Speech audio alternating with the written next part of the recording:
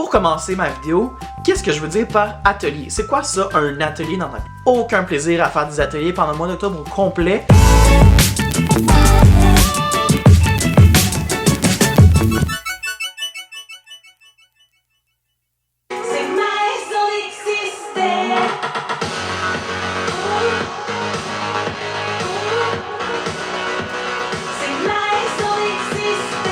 Salut tout le monde! J'espère que ça va bien. Hey, j'ai dit salut aujourd'hui au lieu de allô tout le monde. Allô tout le monde! J'espère que ça va bien aujourd'hui. Je reçois beaucoup de questions par rapport à ça sur mon Instagram et sur ma page Facebook. C'est par rapport aux fameux ateliers que je fais en classe. C'est quoi que tu fais? Pourquoi tu fais ça? Comment tu fonctionnes? Qu'est-ce que tu fais comme atelier? C'est quoi ta planification? À quelle fréquence, etc. Alors aujourd'hui, je vais essayer de répondre à toutes ces questions-là du mieux que je peux. Si jamais vous avez d'autres questions par rapport à mes ateliers auxquels je n'ai pas répondu pendant la vidéo d'aujourd'hui, écrivez-la en commentaire plus bas. Avant même de commencer la vidéo, je vous invite à vous abonner à ma chaîne en cliquant sur le bouton pour ne rien manquer de mes vlogs à toutes les semaines, ainsi que des vidéos que je publie une fois aux 2 semaines par rapport à des choses en enseignement. Donc, si jamais c'est pas fait, là, clique sur le bouton abonne-toi. Tu vas voir, tu vas rien manquer, puis c'est super intéressant ce que je te publie. C'est super intéressant ce que je publie, je te le promets. Pour commencer ma vidéo, qu'est-ce que je veux dire par atelier? C'est quoi ça, un atelier dans ta classe? Un atelier pour moi, c'est une activité où mes élèves travaillent de manière autonome une notion enseignée pour la consolider ou pour retravailler celle-là en collaboration avec ses pairs, avec les autres élèves autour de lui. Donc c'est ça un atelier, c'est du travail autonome. J'ai pas à m'occuper des élèves, puis eux, ils savent quoi faire, puis ils le font tout seuls. Donc c'est ça pour moi un atelier. Pourquoi est-ce que je fais des ateliers en classe? La raison est simple, c'est parce que j'ai besoin de moments autonomes pour travailler en sous-groupe avec des élèves qui ont plus de difficultés pour certaines notions dans ma classe. Donc pour pouvoir travailler en petits sous-groupes avec mes élèves, ben je mets les autres en travail autonome, et du travail papier-crayon pour moi, ce n'est pas quelque chose qui est gagnable dans ma classe avec mes élèves ou tout simplement pour reconsolider des notions. Donc je les fais jouer. Donc eux, ils n'ont pas l'impression de travailler des notions, puis pourtant, ils travaillent très fort. Donc c'est pour ça que je fais des ateliers. Ça me permet aussi de voir ce que les élèves se disent entre eux. Les échanges qu'ils ont entre eux pendant qu'ils font un atelier, c'est très riche. Puis ça permet de prendre des notes sur eux, puis de savoir exactement, bon, ok, la notion est-tu maîtrisée ou c'est à reconsolider? Qu'est-ce que je peux faire? Qu'est-ce que l'élève partage? Donc pour moi, c'est des moments très riches en observation selon le niveau de connaissance de chacun des élèves. À quelle fréquence je les fais? Je les fais une fois par semaine pendant un mois. Dans le fond, moi, comment je prépare ça? C'est que j'ai 5 ateliers qui sont en rotation, une fois par semaine. Puis il y a une semaine où j'en fais 2 fois là, pour arriver à la fin de mon mois. Souvent, je vais faire ça justement vers la fin du mois pour garder les élèves motivés puis pour faire 2 rotations rapides. Là, ils aiment ça beaucoup les ateliers. Comment je fonctionne dans ces ateliers-là? C'est ça. C'est une fois par semaine pendant un mois. Puis quand le mois termine, je change tous les ateliers pour des nouveaux ateliers. Quel genre d'atelier que je fais? Ben moi, je fais des ateliers de mathématiques et de français surtout. Que ce soit de l'écriture, de la lecture, des maths, que ce soit des calculs, la géométrie, peu importe. C'est selon la notion que j'ai déjà enseignée ou selon des notions que je sens que les élèves, il faut qu'ils travaillent un peu plus. Je vais faire ça en atelier parce que c'est un moment privilégié pour eux de travailler la notion sans même s'en rendre compte. Puis pour la planification de mes ateliers, comment je fonctionne? Je planifie mes ateliers dans le fond le mois avant. Donc là en ce moment je suis en train de penser à mes ateliers du mois de décembre en théorie. Mais je planifie toujours un mois à l'avance. Puis je l'écris. Moi je suis une personne très perfectionniste malheureusement. Heureusement parce que ça me permet de créer des belles affaires. Malheureusement parce que ça me fait que je travaille beaucoup. Mais je crée des ateliers. Si je les crée pas, ben je les trouve sur internet souvent. Je trouve des choses qui font mon affaire, qui sont à mon goût. Je les prépare en avance, je l'écris et j'essaie de réfléchir aux besoins de mes élèves. Si c'est plus des mathématiques, plus du français, donc plus d'écriture, plus de la lecture, c'est pas clair, quelle notion, je vais penser à ça puis je vais planifier en fonction de ça. Par contre, mes ateliers dans l'année, c'est pas toujours la même chose. Je commence l'année le plus vite possible avec des ateliers.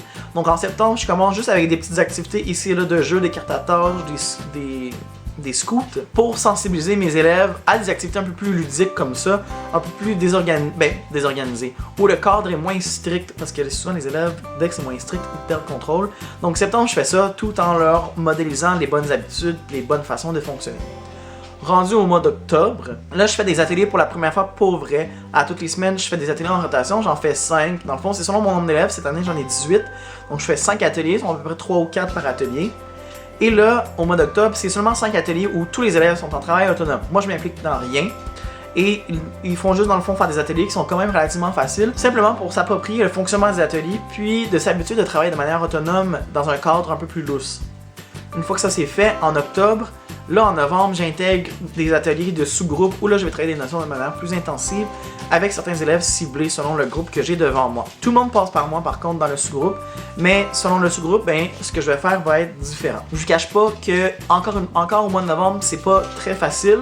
Dans le fond, au mois d'octobre, quand on commence à faire des ateliers pour la première fois et que les élèves sont autonomes, je vous le dis, c'est pas le fun. J'ai eu aucun plaisir à faire des ateliers pendant le mois d'octobre au complet. La simple raison est parce que les élèves n'étaient pas habitués et il fallait qu'ils apprennent à travailler en atelier.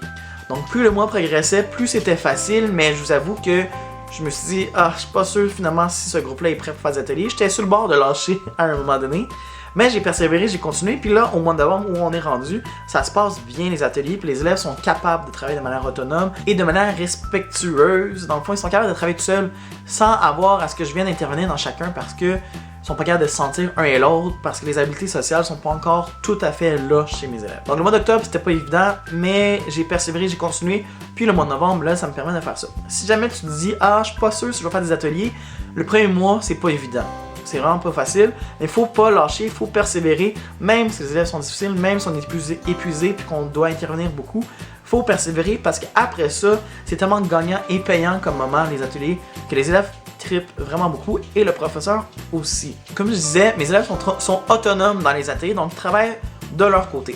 Par contre, la première fois qu'on fait les ateliers du mois, je prends toujours un 10 à 15 minutes maximum pour expliquer chaque atelier aux élèves et modéliser le jeu devant eux. Donc, je rassemble mes élèves à une table, moi je suis assis, puis je modélise chaque atelier, qu'est-ce que c'est. Et mes élèves, comme ça, ont au moins une explication de base de l'atelier. Puis après ça, eux, quand ils vont le faire, ben, s'ils décident de le modifier le jeu ou d'ajouter des façons différentes de le faire, c'est à eux de décider et de voir ça. Mais dans le fond, le but, c'est que même s'ils modifient le jeu, ils travaillent quand même la notion. Puis mes élèves sont vraiment bons avec ça, sont capables de trouver des nouvelles façons de jouer que moi-même je prends en note pour les années futures ou pour les prochaines rotations d'ateliers. Et là, étant donné qu'ils sont autonomes, ben moi je dois lâcher prise sur certaines choses. Par exemple, je dois lâcher prise sur le fait que mes élèves, des fois, oui, ils vont souvent tricher. Est-ce qu'ils vont tous faire le travail exactement parfaitement comme que je le voudrais? Non. Mais je lâche prise sur ça. Moi, le but, c'est de leur donner le goût d'en faire, qu'ils s'amusent, et non pas de venir toujours leur chicaner, puis leur dire « Ah, t'as pas fait ça comme il faut faire ça comme ça, puis ci, puis ça. » Moi, dans le fond, je veux vraiment qu'ils aient du plaisir à faire des ateliers, puis qu'ils travaillent la notion, peu importe la façon qu'ils la travaillent, ils vont la travailler au bout du compte avec les échanges pédagogiques qu'ils font entre eux. Donc pour moi, lâcher prise sur ça, sur la gestion des élèves pendant les ateliers. C'est sûr que je vais les garder à l'œil, puis je vais vérifier s'ils les font. Mais s'ils font pas ça de manière parfaite, c'est pas grave, moi je lâche prise. C'est pas évident parce que je veux tout contrôler. On est quand même prof, on aime ça tout contrôler. Mais je lâche prise sur ça. Je lâche prise aussi sur la correction. Je veux pas aller vérifier chaque atelier.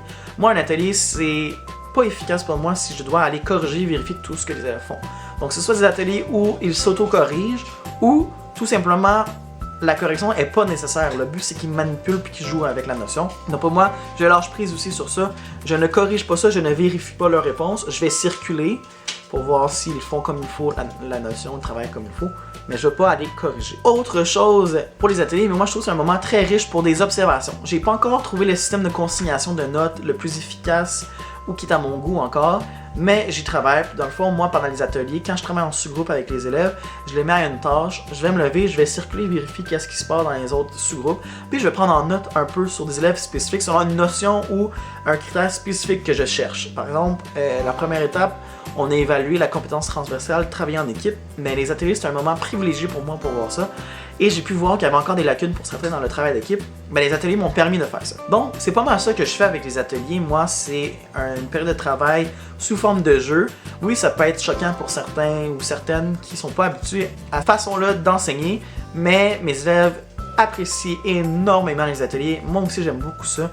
Ça me permet de me concentrer sur d'autres choses, de travailler en niveau 2, on pourrait dire, avec des élèves qui ont plus de difficultés, puis de pouvoir venir valider ou corriger des notions, des idées préconçues sur certaines affaires avec les élèves. Puis ça me permet de faire un espèce de petit mini-travail d'orthopédagogue. Des fois, c'est pas tous les élèves qui ont droit à cette ressource-là, parce qu'on a des besoins prioritaires ailleurs. Ben moi, ça me permet d'en faire à ma façon dans la classe, puis de répondre aux besoins de mes élèves, et de les faire progresser eux autres aussi. À leur rythme. Donc, si t'as aimé la vidéo, n'oublie pas de me laisser un j'aime, de t'abonner à ma chaîne et d'aller visiter toutes mes autres pages sur mes réseaux sociaux aussi qui sont disponibles, les liens dans la barre de commentaires. Et puis la barre d'infos, en fait, pas la barre de commentaires. Et puis, c'est ça, on se revoit la prochaine fois avec une nouvelle vidéo. Bye! Allô à toi! Première des choses, félicitations d'être rendu jusqu'à la fin de la vidéo parce que des fois je peux m'emporter puis ça peut être vraiment long. Si jamais tu veux voir d'autres vidéos de moi qui parlent, ben clique ici de chaque côté puis tu vas pouvoir en visionner d'autres. Sinon, si t'es pas encore abonné, clique en bas ici sur le petit logo puis tu vas pouvoir t'abonner à ma chaîne. Ok, bye pour vrai!